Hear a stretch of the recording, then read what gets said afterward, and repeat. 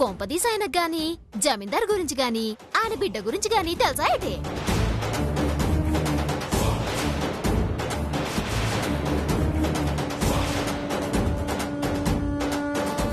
వాడికి జమీందార్ గారు ఎలా తెలుస్తారమ్మా?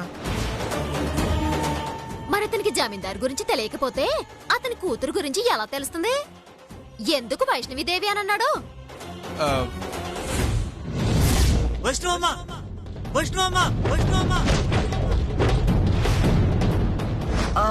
అవన్నీ మమ్మల్ని ఎందుకు అడుగుతావు? మీ నాన్నని అడుగు.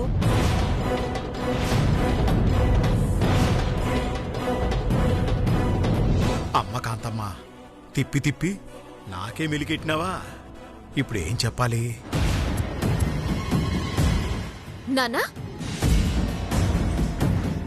కాంతం వాళ్ళ ఇంటికొచ్చిన లాయర్కి జమీందార్ గురించి తెలుసా?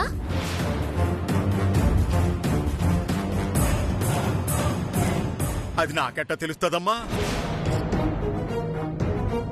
మరి తెలియకపోతే కాంతం ఇంట్లో ఉన్న ఆ లతను చూసి జమీందార్ బిడ్డ అని ఎందుకన్నాడు?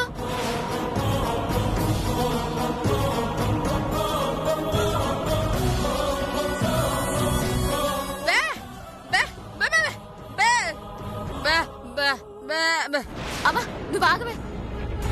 నిన్న జరిగిందంతా చూశాక నా మనసులో ఎన్నో అనుమానాలున్నాయి. అవన్నీ అడగనివా? మేమొచ్చింది నీ అనుమానాలు తీర్చడానికి కాదు, ఇక్కడ జరిగే తంతేదో చూసి వెళ్దామని. మాకు అవతల చాలా పనుంది. ఉండమంటే ఉంటాం, వెళ్ళమంటే వెళ్తాం. అంత ఆవేశం ఎందుకు లేదునా? మీరు తంతలన్నీ చూశాకే వెళ్దురు గాని. అమ్మా, పేరెంట్ అలా చేయాలంది ముందే ఏర్పాటు చూడవే.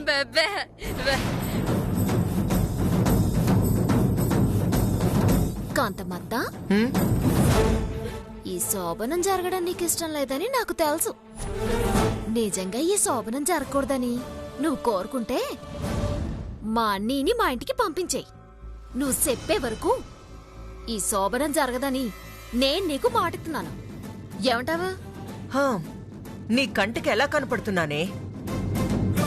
నీ అన్నని నీ ఇంటికి పంపించగానే వెంటనే నా కొడుకుని గదిలోకి తీసుకెళ్లవని నమ్మకమేంటి? చిచ్చి, నీ బతుకుసడా. నువ్వు డబ్బు కట్టాలి తప్ప మనుషుల్ని నమ్మవని నాకు తెలుసులే. నీ కర్మేదో నువ్వు అనుభవించు.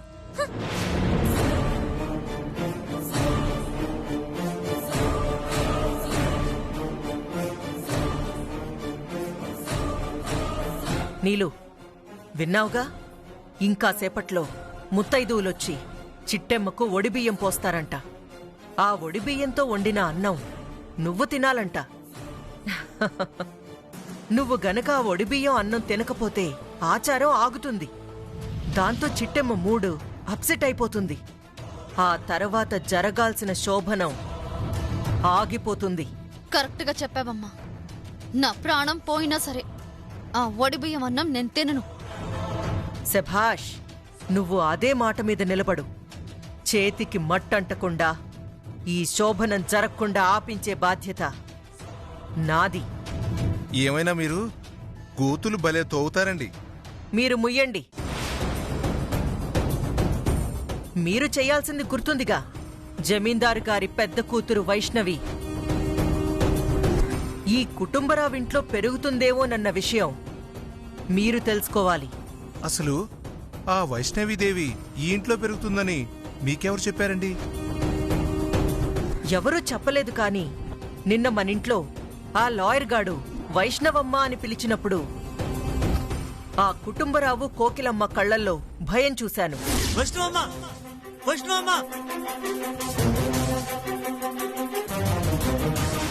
ఈరోజు వైష్ణవీదేవి గురించి చిట్టమ్మ అడిగినప్పుడు ఆ కోకిలమ్మ కుటుంబరావు మొహాల్లో టెన్షన్ చూశాను. అతను తప్పించుకొని పారిపోకుండా వైష్ణవీదేవి మా జమీందార్ గారి కూతురని ఎందుకన్నట్టు?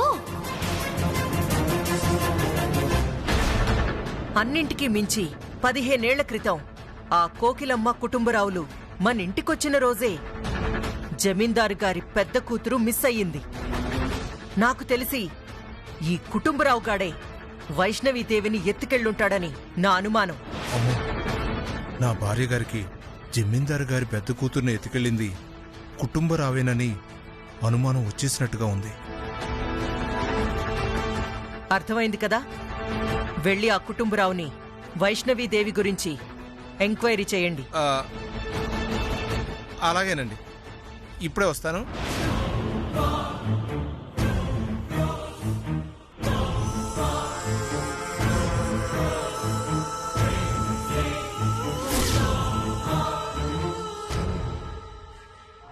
చూడు బాబు, పాలకోవా అయితే 400 రూపాయలు, బూందీ లడ్డు అయితే 500 రూపాయలు, జాంగ్రీ అయితే బావా? నేను మళ్ళా చేస్తాను. బావా, నీతో ఒక ముఖ్యమైన విషయం మాట్లాడాలి. ఏంటి బావా, చెప్పు.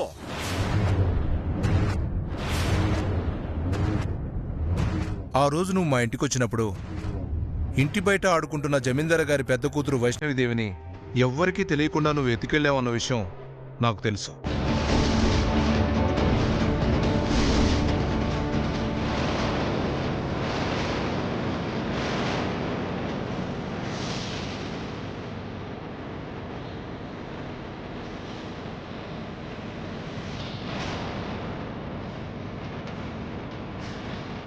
ఏంటి మాట్లాడుతున్నావు బాబు నువ్వు? నిజం మాట్లాడుతున్నాను బావా. ఆ రోజు నువ్వు జమీందారు గారి పెద్ద కూతుర్ని ఎవరికీ తెలియకుండా ఎత్తుకెళ్ళావన్న విషయం నాకు తెలుసు. ఆ విషయం నా భార్యకు తెలిస్తే చిట్టెమ్మను చంపేస్తుందని కూడా నాకు తెలుసు.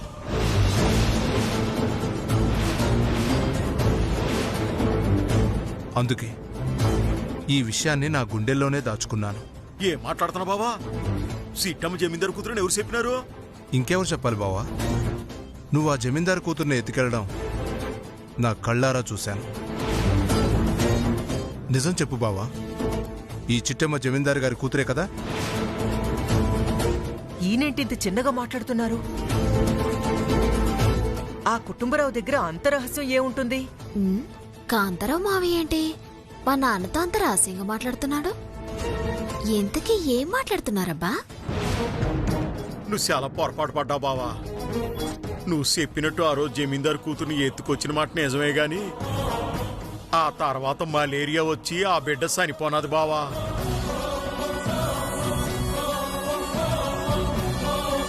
నిజమా?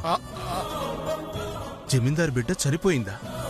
అవును బావా, మీరంతా అనుకున్నట్టుగా ఆ సిట్టమ్మ జమీందారు బిడ్డ కాదు, నా రక్తం పంచుకు పుట్టిన బిడ్డ. ఆయన ఏటడిగితే మా నాన్న చిట్టమ్మ నా బిడ్డ అని చెప్పాడు? అంతా అయోమయంగా ఉంది. అవును గాని బావా, జమీందారు గారి చిన్న కూతుర్ని మీరు ఎత్తుకొచ్చినారు కదా, ఆ అమ్మాయి క్షేమంగా ఉందా?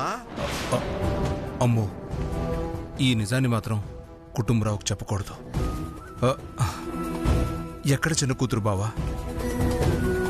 మేము ఎత్తుకొచ్చిన ఏడాదికి పుష్కరాల్లో ఆ పాప తప్పిపోయింది.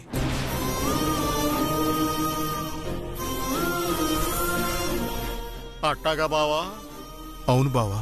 పాపం, జమీందారు గారు ఇద్దరు బిడ్డలు దూరం అయిపోనారన్నమాట. అవును బావా. మీ దగ్గర జమీందారు గారి పెద్ద బిడ్డ లేదు, నా దగ్గర చిన్న బిడ్డ లేదు. ఏడ్చేస్తాం బావా, అంతా మన దురదృష్టం. సర్లే బావా.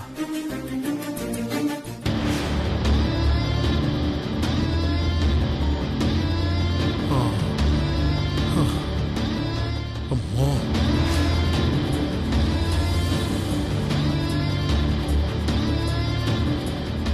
ఏమండి, ఆ కుటుంబరావు ఏమన్నాడు?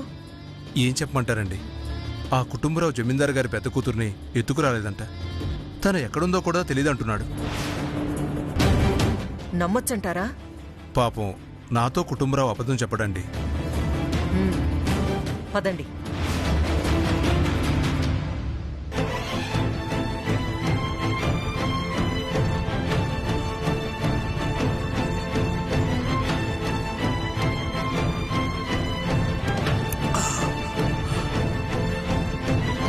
నానా, ఏటమ్మా? కాంతారావు మావయ్య నిన్నేటడిగారు నాన్నా? నన్నేట అడుగుతాడమ్మా? నన్నేట అడగలేదు. మరి జమీందార్ గారి బిడ్డ, జమీందార్ గారి చిన్న బిడ్డ అని మాట్లాడుకుంటున్నారుగా? ఓ అదా, జమీందారు గారి చిన్న బిడ్డ వాళ్ళింట్లో ఉందేమో అని అడిగినానమ్మా. లేదని ఎప్పుడో పుష్కరాల్లో తప్పిపోనదని చెప్పినాడమ్మా. అచ్చచ్చో, అంటే జమీందార్ గారి చిన్న కూతురు పుష్కరాల్లో తప్పిపోయిందా నాన్న? అవునని చెప్పినాడమ్మా. పాపం వీరనారాయణ బాబాయ్కి వాళ్ళ చిన్న కూతుర్ని చూసే అదృష్టం లేదన్నమాట. అవునమ్మా.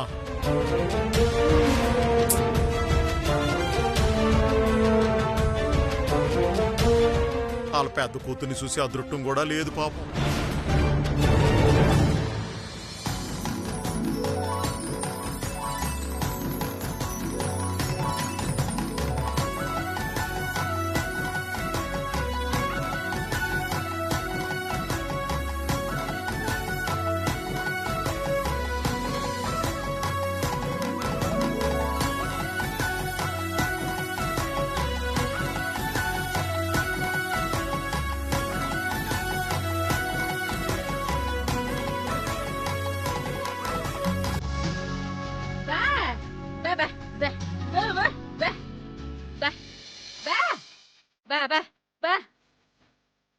ఆశీర్వదించండి. దీర్ఘ సుమంగళి భవ. పిల్ల పాపంతో చల్లగా ఉండమ్మా. దీర్ఘ సుమంగళి భవ. పిల్ల పాపలతో చల్లగా ఉండమ్మా. నాన్న ఆశీర్వదించండి. 10 కాలాలు చల్లగుండమ్మా.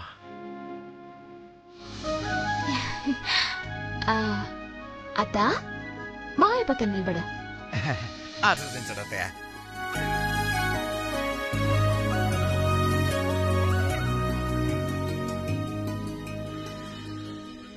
దీర్ఘ సుమంగళి భవ. దీర్ఘ సుమంగళీ భవ.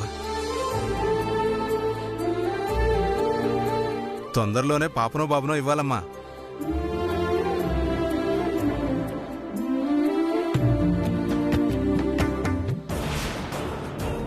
అమ్మా, మనం వ్రతానికి వచ్చినప్పుడు చిట్టమ్మ నీ కాలు విరిచేసింది గుర్తుందిగా? అవునే, ఆ నొప్పి ఇంకా తగ్గలేదు.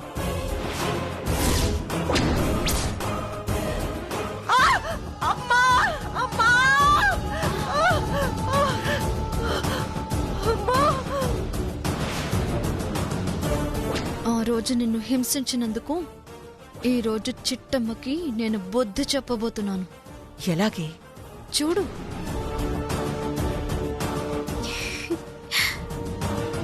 అనియా, వదినా, నన్ను ఆశీర్వదించండి.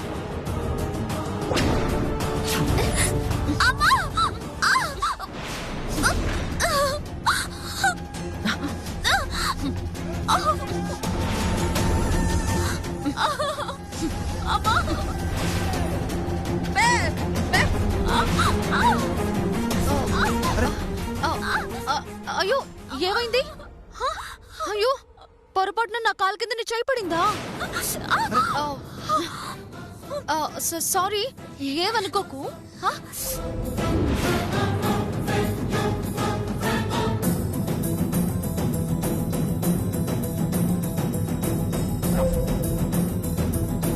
నాకు అర్థమైంది లేవదినా.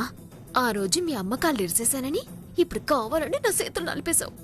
చెప్తా మీ పని. వయసులో పెద్దది అని చూడకుండా మా అమ్మనే టార్చర్ చేస్తావా? దానికి దేనికి చెల్లుకు చెల్లు.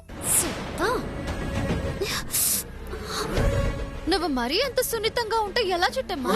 ఊరుకోవే, ఎంతైనా కొత్త పెళ్లి కూతురు కదా, ఆ మాత్రం సున్నితంగా ఉంటుందిలే.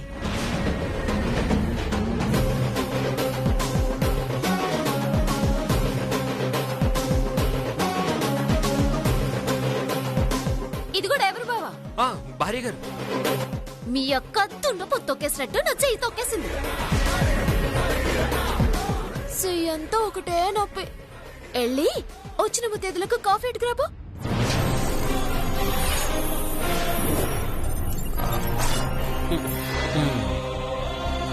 ఏంటి, నా కొడుకు కాఫీ పెట్టుకురావాలా? లేదంటే నువ్వు నీ కూతురు తీసుకొస్తారా? మేమా? మరే మీరు ఇవ్వక ఈయన ఇవ్వక వచ్చిన వాళ్ళకి కాఫీ ఎవరిస్తారో?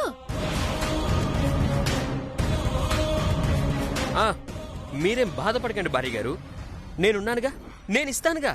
ఉమ్, ఉమ్.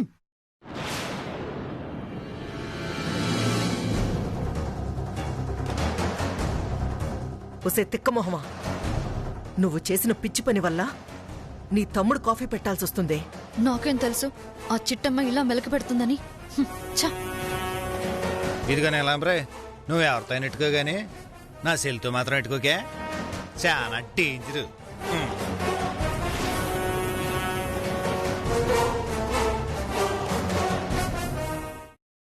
బా బా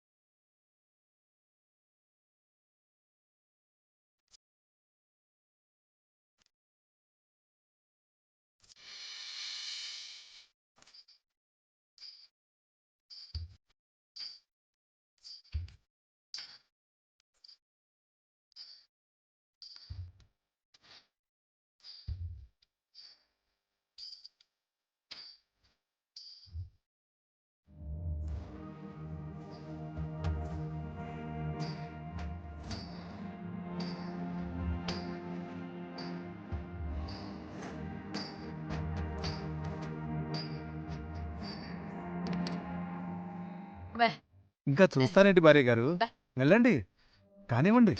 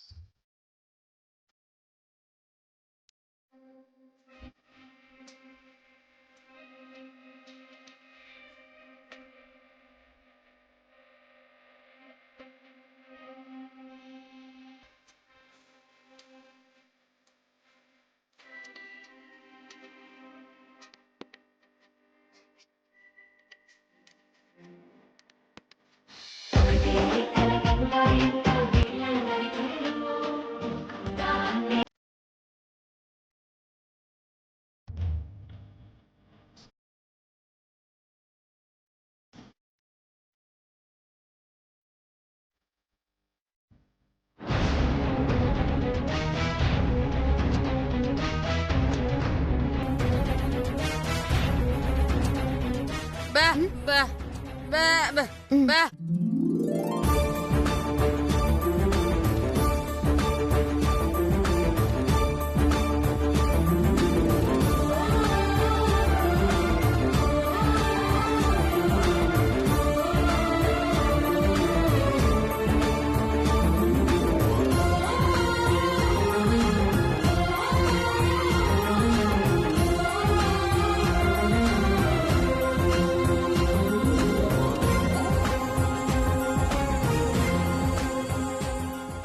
బా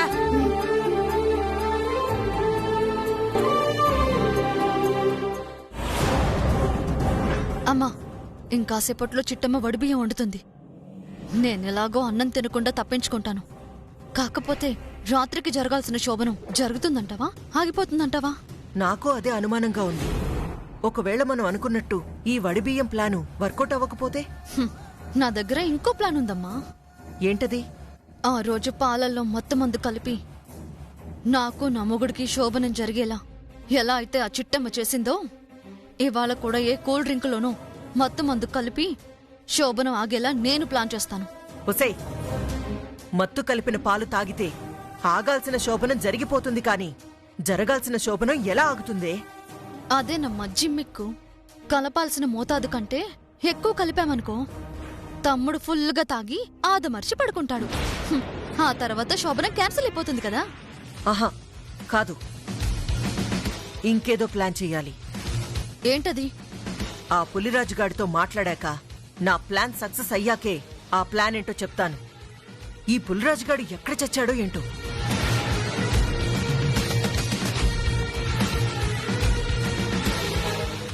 అమ్మా, నీ ప్లాన్లు నీకుంటే నా ప్లాన్లు నాకుంటాయి.